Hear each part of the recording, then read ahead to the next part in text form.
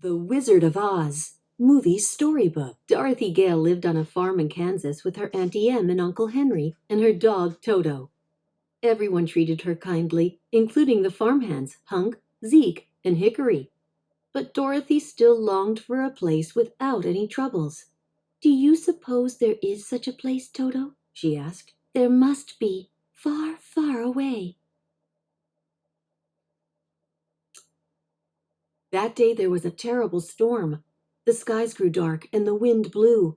Dorothy saw a swirling column of dust and ran into the house, holding Toto tight. The twister whirled and twirled and lifted her house up into the sky. When her house finally touched down, Dorothy and Toto were in the most beautiful place she had ever seen. "I've a feeling we're not in Kansas anymore," she said. Dorothy was right. They were somewhere over the rainbow. In Munchkin Land, in the land of Oz. A good witch named Glinda drifted down on a floating bubble. She told Dorothy that her house had landed on the Wicked Witch of the East, leaving only her glittering ruby slippers. "The Munchkins are happy because you have freed them from the witch," Glinda explained. Suddenly there was a tremendous boom, and a cloud of red smoke filled the air. It was the Wicked Witch of the West. "Who killed my sister? Was it you?" she angrily asked Dorothy. Dorothy, trembling with fear, tried to explain. It was an accident. The witch raised her broom in anger, but then she remembered her sister's magical shoes. In a flash, Glinda placed the ruby slippers on Dorothy's feet. "It's too late. There they are, and there they'll stay," she said. The furious Wicked Witch promised Dorothy that the slippers would not be hers for long. "I'll get you, my pretty, and your little dog, too." After meeting the witch, Dorothy wanted to go home. Glinda suggested that she travel to the Emerald City to ask the great and powerful Wizard of Oz for help. Dorothy wondered how she would get there. "All you do is follow the yellow brick road," Glinda said. The Munchkins led Dorothy to the very beginning of the road.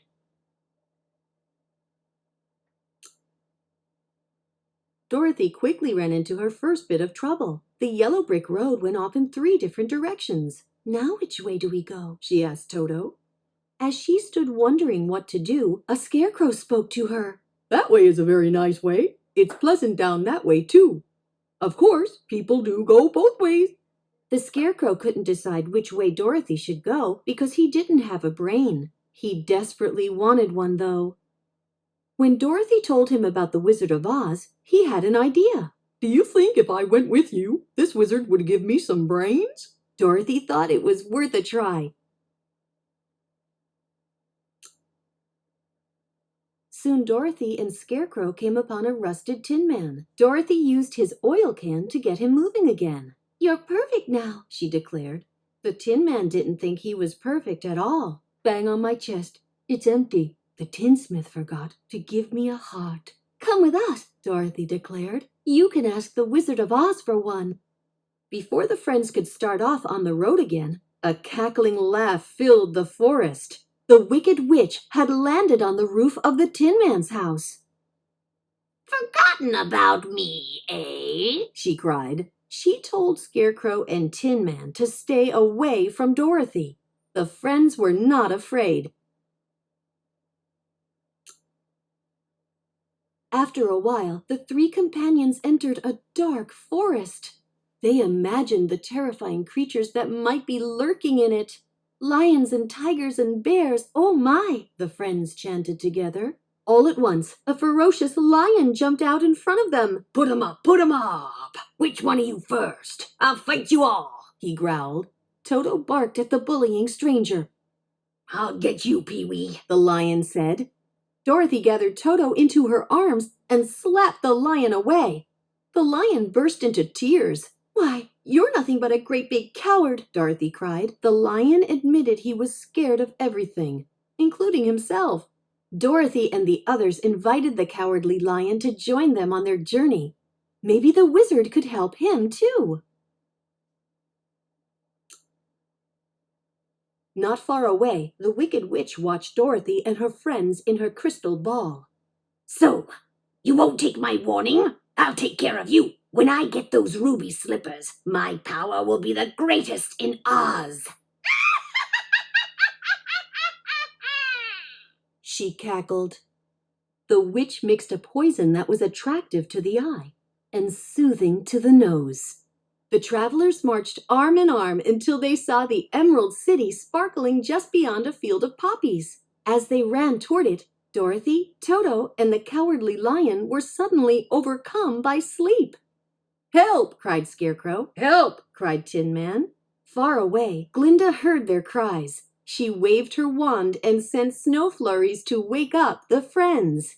"Let's go! The Emerald City is closer and prettier than ever," Dorothy cried. Once inside the Emerald City, Dorothy looked around in wonder. People bustled all about, and the sidewalks sparkled. But suddenly, something streaked across the sky. The Wicked Witch of the West was writing a message. "It's the witch!" cried Dorothy. "She followed us here." Dorothy and her friends hurried to the palace, where the guard directed them down a seemingly endless hallway. At last they entered the wizard's chamber, where an enormous head floated before them above a haze of smoke and flames. It spoke in a booming voice. "I am Oz, the great and powerful." Dorothy trembled and stepped forward. "I am Dorothy, the small and meek. We've come to ask you—" "Silence!" the voice thundered. The wizard seemed angry with the visitors, so they were surprised when he agreed to grant their wishes. But first, he wanted Dorothy and her friends to bring him the broomstick of the Witch of the West. They had no idea how they were going to accomplish such a dangerous task. The friends headed to the haunted forest. A sign pointed them in the direction of the witch's castle. The Wicked Witch was watching in her crystal ball. She called for her winged monkeys and gave them an order. Bring me that girl and her dog. I want those ruby slippers. The winged monkeys flew over the forest until they spotted Dorothy and Toto. Back in the witch's castle, the Wicked Witch tried to remove the ruby slippers from Dorothy's feet, but her magic couldn't budge them. "Ah!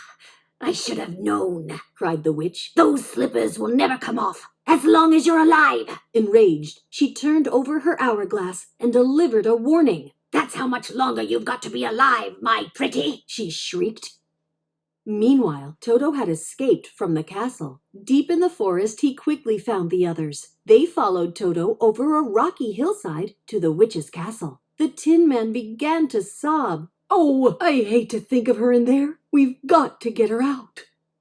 Suddenly, some of the witch's guards attacked, but the rescuers won the fight. Now they had disguises to sneak inside the castle. A prisoner in the tower, Dorothy gazed at the hourglass. Time was running out.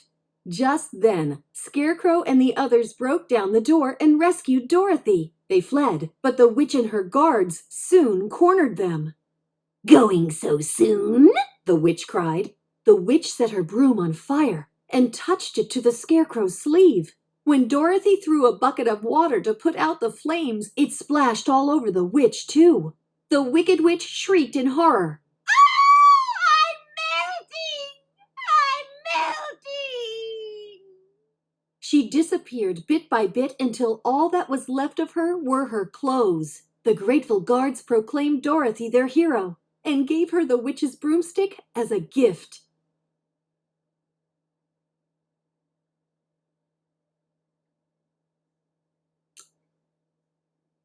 She and her 3 companions took it straight to the wizard. "Please, sir, we've done what you told us," Dorothy said at the wizard's palace. Dorothy expected the wizard to keep his promise. Instead, he ordered them to leave. "Go away and come back tomorrow," the wizard shouted angrily. Then Toto tugged back the curtain and revealed a man was operating a machine. He was the real Wizard of Oz. Though the wizard had tried to fool them, he now agreed to help. He declared that the Scarecrow didn't lack a brain, but a diploma. The Scarecrow felt smarter the minute he held it in his hands. Then the wizard assured the Cowardly Lion that he was wise to fear danger, and gave him a medal in honor of his great courage against the Wicked Witch. The Tin Man was next. The wizard pointed out that his many good deeds were proof that he did have a heart. What the Tin Man needed instead was recognition for his acts of kindness. He was awarded a heart-shaped clock for all to see. Finally, it was Dorothy's turn. The wizard would take her back to Kansas in a hot air balloon. They were all ready to lift off when at the last minute, Toto jumped out of the balloon to chase a cat. Dorothy ran after him, and the wizard accidentally took off without her.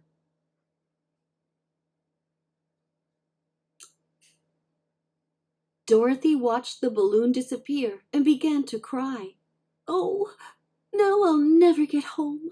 Suddenly a shimmering bubble appeared. It was Glinda. She gently explained that Dorothy had always the power to return to Kansas. She simply had to learn it for herself. Dorothy thought for a moment and replied, "If I ever go looking for my heart's desire again, I won't look any further than my own backyard. Because if it isn't there, I never really lost it to begin with." After a tearful goodbye to her friends, Dorothy clicked her heels and repeated, "There's no place like home. There's no place like home. There's no place like home. There's no place like home." She woke up with her family and friends gathered around her. She was home. Dorothy told them about her amazing journey, and then she said, "I'm not going to leave here ever again, because I love you all."